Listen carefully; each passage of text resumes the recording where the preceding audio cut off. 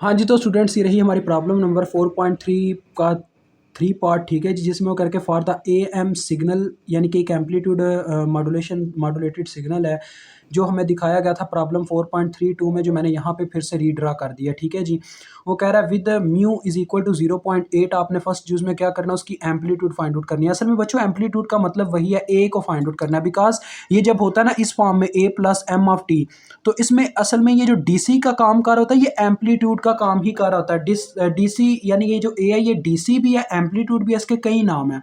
तो ये कहना चाह रहे हैं यहाँ पे एम्पलीट्यूड फाइंड आउट करें, यानी कि ए की वैल्यू फाइंड आउट करें। तो आपके पास वहाँ पे एम की मैंने पीक वैल्यू आपको बताया था कि हमारे पास जो म्यू का फार्मूला होता है वो बराबर होता है एम पी, यानी कि अपने पास मैसेज सिग्नल की पीक वैल्यू डिवाइडेड बाय ए, आपका डीसी फैक्टर यानी कि उसकी एम्पलीट्यूड। तो अब यहाँ पे आप अपने सिग्नल की पीक वैल्यू चेक कर सकते हैं, वो 10 है, ठीक है। -10 भी हो सकती है, लेकिन हमने उसकी पॉजिटिव वाली वैल्यू लेनी होती है इस फार्मूले में। तो लिहाजा इस फार्मूले के अकॉर्डिंग आपके पास क्या फार्मूला बन जाएगा, देखें ये अपनी जगह रिप्लेस करने लगे हैं। नेक्स्ट स्टेप में क्या होगा, ए उधर चला जाएगा और एम पी के बटे में आ जाएगा म्यू। अब आपको एम पी की वैल्यू भी पता है, म्यू की वैल्यू भी पता है, पुट करें और अपने एज उसका यानी कि ये जो फर्स्ट पार्ट है इसका डन कर लें, ठीक है। दो पार्ट्स हैं इसमें एज उसमें। तो ए इज इक्वल टू, देखें हमारे पास आ गया एम पी की वैल्यू मेरे पास 10 है और म्यू की वैल्यू मेरे पास 0.8 गिवन है इस क्वेश्चन में। वो देखें वो छोटी सी वहाँ पे नज़र नहीं आ रहा, लाइन की वजह से 0.8 है, ठीक है जी। इसको थ्रू कैलकुलेटर अगर हम सॉल्व करते हैं तो ये मेरे ख्याल में 12 पॉइंट समथिंग आ जाता है। एक दफ़ा मैं ट्राई करता हूँ। अपना 10 है डिवाइडेड बाय 0.8 है, जी बिल्कुल 12.5 आ जाता है बच्चों, 12.5। अब वो नेक्स्ट उसने कहा था कि power of the carrier, carrier की आपने पावर इसमें फाइंड आउट करनी है। तो कैरियर सिग्नल की बच्चों जो पावर फाइंड आउट करने का फार्मूला ना, ये मैंने आपको स्टडी कराया हुआ है इस चैप्टर के लेक्चर्स के दौरान। तो वो हमारे पास किसके बराबर था, वो हमारे पास बराबर था a² के, ये उसका फार्मूला था। अगर याद नहीं है तो मैं आपको दिखा देता हूँ, मेरे पास दूसरा रजिस्टर भी अवेलेबल। अब शुक्र किया कि कसम से ये मिल गया, नहीं तो बच्चे बहुत कहते हैं कि सर हमें नोट्स चाहिए, तो नोट्स उनको मैं प्रोवाइड नहीं कर पा रहा था, बिकॉज उसकी रीज़न यही थी कि मेरे पास ये अवेलेबल नहीं थे। ये आपको मैं दिखाने लगा हूँ, ठीक है जी, क्योंकि फार्मूला याद दिलाऊंगा ज़्यादा बेटर रहेगा। ये देखें, ये फार्मूला है आपके पास कैरियर सिग्नल का, और ये दूसरा फार्मूला आपके पास था मैसेज सिग्नल की पावर यानी कि साइड बैंड की पावर निकालने का। तो ये दोनों आपके फार्मूले इस्तेमाल हो रहे हैं यहाँ पे इस क्वेश्चन के अंदर। तो पहले ये वाला फार्मूला हम अप्लाई कर रहे हैं। तो a² यानी a की वैल्यू का स्केयर ले लें, 12.5 की वैल्यू का स्केयर डिवाइडेड बाय 2। तो अब देखते हैं कितना आती है हमारे पास पावर। 12.5 का स्केयर जी कितना आ गया ये, और इसको जब डिवाइडेड बाय 2 किया देन वी गॉट 78.125 वाट, ठीक है जी बच्चों, क्योंकि पावर का यूनिट वाट ही होता है, किसी भी जगह पे चले जाओ वाट ही लिखना पड़ेगा। ये हमारे पास आ गई इसकी पावर। अब इसकी मैं बीच यूज का क्वेश्चन लिख लूँ, ज़रा वेट कीजिएगा। हाँ तो स्टूडेंट्स आप देख सकते हैं आगे उसने लिखा हुआ है कि फाइंड कीजिए साइड बैंड पावर को, साइड बैंड की पावर को, जो कि आपको पता है पीएस का भी अभी आपने फार्मूला पढ़ा है, जो कि हमारे पास क्या था, P S is equal to message signal की वैल्यू का स्केयर और बटे में 2। आगे इफिशियंसी का फार्मूला है। तो लिहाजा बच्चों इसमें मेन चीज़ जो हमें मतलब तंग करने वाली है ना, वो एम ऑफ टी है। हमें एम ऑफ टी की वैल्यू का नहीं अभी पता, यानी ये तो अभी इस फॉर्म में ना, यानी एक सिग्नल की फॉर्म में है, हमें इसके दूसरी फॉर्म में जाना होगा। जैसा कि आपको पता है बच्चों, इस तरह के जो सिग्नल होते हैं जो हम अपने पास पीरियाडिक होते हैं, क्योंकि ये पीरियाडिक सिग्नल है, उसने खुद कहा था अपने प्रीवियस से, यानी ये जो हमने इस प्रॉब्लम का सिग्नल उठाया हुआ ना, उसमें उसने कहा हुआ है कि ये एक पीरियाडिक सिग्नल है। तो पीरियाडिक सिग्नल आपको पता है कब पूरा होता है, 0 से लेके t0 के टाइम पीरियड में इसने पूरा होना होता है, ठीक है जी। तो अगर मैं इसको यानी इसका इसके छोटे छोटे पीसेस में कन्वर्ट करूं इसको, तो क्या होगा, यानी 0 से लेके यहाँ तक का अगर टाइम है, ये जो हाफ है इसका, ये t0/4 होगा, क्योंकि यहाँ पे बनता है t0/2, ठीक है जी। यानी 0 से लेके t0/2 ये हाफ हो गया टाइम, ये इसका मजीद यानी हाफ हाफ प्लस हाफ करके पूरा टाइम हो गया। समझ रहे हो मेरी बात को यार, अगर नहीं फॉलो कर पा रही तो मैं आपको समझाता हूँ। जैसे अगर हम वो लिखते हैं ना पाई वगैरह में, 0 से π/2 यानी 90 डिग्री पे 1 वैल्यू होती है साइन की वेव की, और उसके बाद हमारे पास पाई के ऊपर जाके उसकी वैल्यू 0 होती है, फिर सेंटर में 3π/2 होता है, फिर हमारे पास यहाँ पे जाके अपना टोटल पूरा 2π हो जाता है। यहाँ पे भी सारा वही चक्कर है, ठीक है बच्चों, और कुछ भी नहीं है। तो सेंटर में हमारे पास क्या आ जाएगा, यानी कि t0।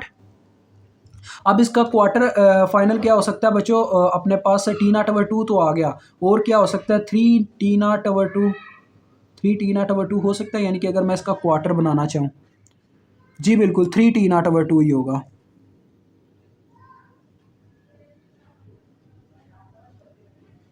3t0/4 होना चाहिए यार, मैं किस जगह पे फंस रहा हूँ। ये वैसे बच्चों 3T0/4 होगा, 3T0/2, 3T0/2। एक मिनट बच्चों, बस एक मिनट। मुझे यहाँ पे ना ज़रा एक अंदेशा हो रहा है कि मैं गलती कर रहा हूँ। ये 1/4 है, 1/4 में प्लस 1/4 किया तो 1/2 हो गया। जब हमने 1/2 के अंदर मजीद 1/4 करना चाहा तो हमारे पास 3/4 आएगा। बिल्कुल यहाँ पे 4 आता है बच्चों, माजरत 4 आता है, क्योंकि डिफरेंस T0/4 का चलता जा रहा है। T0/4 जब जब हम ऐड करते जा रहे हैं, इसकी वैल्यू ऐसे ऐसे चलती जा रही है। अब आपने करना कि एम ऑफ टी को फाइंड आउट करना है, तो एम ऑफ टी का फार्मूला होता है बच्चों, बाहर हमने टाइम पीरियड लिखना होता है, ठीक है, टाइम पीरियड। तो टाइम पीरियड इसका कितना है, हम ये वाला बच्चों टाइम पीरियड ले लेते हैं, 0 से लेकर T0/4 तक इसकी एक यानी कि वैल्यू ऐसे चल रही है। देखो इसकी वैल्यू जो है ना यहाँ से लेकर यहाँ तक इंक्रीज़ हुई है, तो हम इसकी बात कर लेते हैं। तो ज़रा गौर कीजिएगा, सबसे पहले नंबर पे इसका time period 1 hour, time period इसका कितना है, T0/4 है। तो यहाँ पे बाहर हमारे पास आ जाएगा T0, ठीक है जी, 1 आवर T0 और बटे में इसके 4 आ जाएगा ऐसे। और आगे इंटीग्रेशन स्टार्ट होगी, तो इंटीग्रेशन, अब इसकी लिमिट्स हमने क्या ली है बच्चों, 0 से लेके T0/4 तक का हम यहाँ पे सिग्नल ले रहे हैं। हमने इतना सिग्नल कट ऑफ कर लिया बीच में से, ठीक है, इतना सिग्नल यहाँ से लेके यहाँ तक का। तो ये इसकी लिमिट्स क्या है, 0 से स्टार्ट हो रहा है और T0/4 पे दी एंड हो रहा है इसका। तो नेक्स्ट आगे बात करूं बच्चों, अब यहाँ पे हमने ना इस सिग्नल को डिफाइन करना है। ये स्लोप का फार्मूला आपको बच्चों आता है, स्लोप कैसे निकाली जाती है, स्लोप इस तरह से निकाली जाती है, उसका जो स्टार्टिंग पॉइंट होता है उसमें एक्स की वैल्यूज़, यहाँ पे देखो एक्स और वाई की वैल्यू, यहाँ पे x भी 0 है, y भी 0 है, यानी y की वैल्यू यहाँ पे 10 है ना, यहाँ पे तो 0 ही है ना सेंटर में, तो x की वैल्यू भी 0 है, y की वैल्यू भी 0 है। और इस पॉइंट पे अगर मैं चेक करूँ तो यहाँ पे मेरे पास x की वैल्यू है, अपने पास x की वैल्यू यहाँ पे भी अभी क्या चल रही है बच्चों, यहाँ पे इस पॉइंट पे हमारे पास देखें x की वैल्यू T0/4 हो चुकी हुई है, ठीक है जी, T0/4, और y की वैल्यू यहाँ पे 10 हो चुकी हुई है। अब मैं आपको इसका मेन लॉजिक समझाता हूँ बच्चों। स्लोप का फार्मूला होता है, स्लोप फाइंड आउट करने का, असल में ये स्लोप हमारे पास है ना एक, तो स्लोप का फार्मूला होता है ऊपर y2 - y1 होता है, और बटे में आपके पास होता है x2 - x1। तो आपका जो स्टार्टिंग पॉइंट होता है उसमें x1 और y1 की वैल्यू होती है, और जो आपके स्लोप का लास्ट पॉइंट होता है उसमें x2 और y2 की वैल्यू होती है, ठीक है, x2 और y2 की। अब ये वैल्यूज पुट करके देखो आपके पास क्या निकलती है स्लोप, वो स्लोप यहाँ पे आपने पुट करनी है, क्योंकि ये स्लोप आपको आपके मैसेज सिग्नल को डिफाइन कर रही है। तो देखें y2 की वैल्यू कितनी है हमारे पास, 10 है, तो 10 माइनस y1 की वैल्यू जो कि 0 है, और उसके बाद बटे में बात करूँ तो x2 की वैल्यू कितनी है हमारे पास, T0/4 है, और x1 की वैल्यू कितनी है, 0 है। तो लिहाजा हमारे पास आ रहा है 10 डिवाइडेड बाय, देखें 10 डिवाइडेड बाय T0/4। तो बच्चों आपको पता है बटे का बटा उलट के हमेशा ऊपर चला जाता होता है, तो इसके बटे में जो 4 होगा वो ऊपर आके मल्टीप्लाई हो जाएगा इस तरह से। तो ये हमारे पास क्या आ रहा है, इसका स्लोप 40/T0 आ रहा है, तो यहाँ पे 40/T0 पुट होगा, और साथ में आपको पता है स्लोप असल में इस फॉर्म में होती है MT,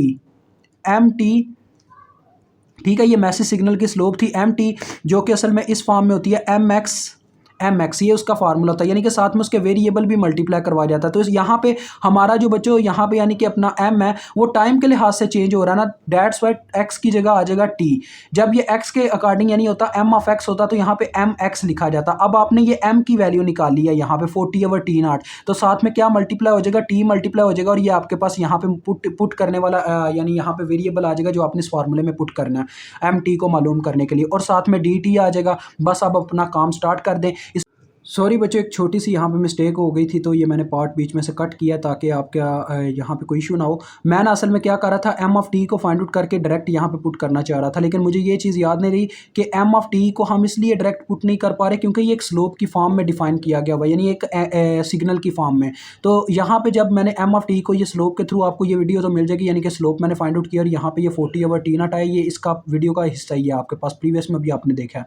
मैं यानी इस तरह से कट करूँगा, ये पार्ट आपको दिखाया ही नहीं जाएगा, ये जो भी बीच में कट इट किया गया, तो इसको मैंने कट कर देना है। मुझे असल में M² को ही मालूम करना है। उसकी रीज़न बच्चों यहाँ पे जो वैल्यू आएगी ना वो तो मैं निकाल लूँगा M ऑफ टी के तौर पे, लेकिन जब उसका स्केयर लेना होगा तो मुझे एक और M ऑफ टी वो इस तरह से होगा, यानी वो इसको इफेक्ट करेगा। अगर मैं यहाँ पे मुझे डायरेक्ट M² ही फाइंड आउट करना पड़ता है, तो डेट्स वाई M² की वजह से, स्केयर होने की वजह से उसकी स्लोप में जो वैल्यू आई है मेरे पास उसका भी स्केयर आ गया, तो ये यहाँ पे थोड़े से चेंजेस हुए हैं, ठीक है।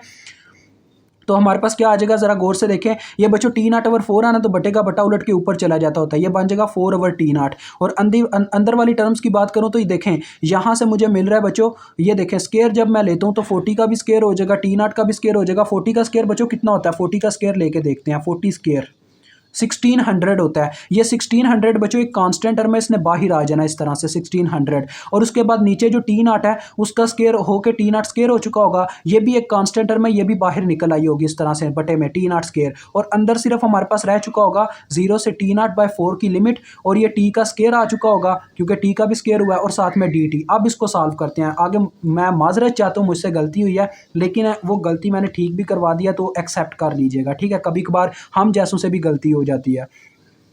तो देखें अब होगा क्या, सिंपल सी बात है बच्चों, ऊपर 4 इससे मल्टीप्लाई हो गया 64 होता है, तो ये आ जाएगा 6400 और बटे में टी नॉट का क्यूब बन चुका होगा। और अंदर आपको पता है जब इस तरह से वेरिएबल होता है तो इसमें क्या होता है, इसकी पावर में एक ऐड किया जाता है, इसका जब इंटीग्रेशन की जाती है, इंटीग्रेशन में क्या होता है, इसकी पावर में एक ऐड होता है और जो इसकी पावर बन रही होती है उसी पावर से डिवाइड कर दिया जाता है, यानी कि 3 बनता है ना, तो 3 से डिवाइड कर दिया जाएगा और साथ में लिमिट्स आ जाएंगी। अब जरा गौर कीजिएगा हो क्या रहा है, 3 1s आर, जिसको इससे कट यानी कि 6400 को इससे डिवाइड कर लेते हैं, या चले वो बाद में काम कर लेते हैं, पहले लिमिट्स पुट कर लेते हैं। एम स्क्वायर टी, ये देखें होगा क्या हमारे पास बच्चों, 6400 डिवाइडेड बाय 3 टी नॉट का क्यूब आया हुआ है, और अंदर अब लिमिट्स पुट होने लगी हैं। पहले नंबर पे ये टी की पावर क्यूब है ना, अब पहले ये वाली लिमिट पुट होगी टी की जगह वेरिएबल की जगह लिमिट पुट होनी है, तो ये टी की जगह क्या पुट हो जाएगा, T not over 4 upper limit put हुई और होल की पावर क्यूब, ठीक है जी। फिर माइनस लोअर लिमिट पुट होती है जो कि 0 है, तो टी की जगह 0 पुट होगा और 0 की पावर क्यूब।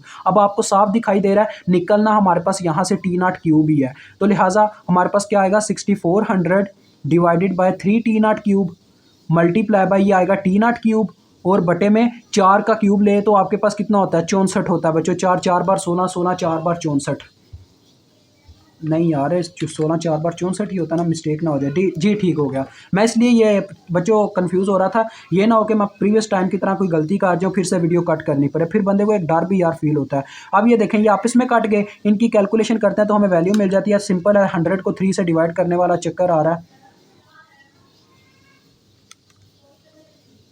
तो ये बच्चों आपके पास आता है 33.34 अप्रॉक्सीमेटली, या इसको 3.33 भी कह सकते हो, ठीक है। इतना आपके पास आ जाता है, ये वैल्यू आपके पास एम स्क्वायर टी की आ गई है। अब आप इजीली साइड बैंड की पावर फाइंड आउट कर सकते हो, P S is equal to, मैंने आपको बताया क्यों हमने इसको एम ऑफ टी की फॉर्म में सॉल्व नहीं किया, उसकी रीज़न ये है, अगर मैं एम ऑफ टी की फॉर्म में सॉल्व करूंगा तो दूसरा मैसेज सिग्नल यानी कि ये ऐसे ही होगा, एम ऑफ टी यानी कि ऐसे होगा, देखें M of T dot M of T, तो ये ऐसे होगा, यानी एक को तो मैंने वेरिएबल के तौर पे कंसिडर किया, यानी इसकी वैल्यू वेरी करती है यानी कि अपने सिग्नल की वजह से, लेकिन दूसरे को मैंने कांस्टेंट कंसिडर कर लिया, डेट्स वाई मेरा आंसर सही नहीं आ रहा था, तो मैंने फार्मूले में ही स्केयर का फार्मूला इस्तेमाल किया।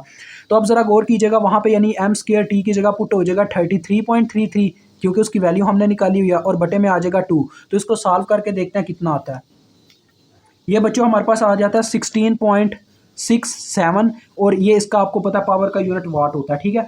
अब बच्चों लास्ट में उसने कहा था, ये आपका एक पार्ट हो गया इस यानी कि क्वेश्चन का, यानी दूसरे पार्ट का, साइड बैंड पावर निकालें। दूसरा उसने कहा था पावर इफिशियंसी भी निकालें। पावर इफिशियंसी बच्चों कैसे निकाली जाती है, पावर इफिशियंसी का असल में हमारे पास फार्मूला था, ये भी मैं आपको दिखा देता हूँ, मैंने ये भी स्टडी करवाया हुआ है।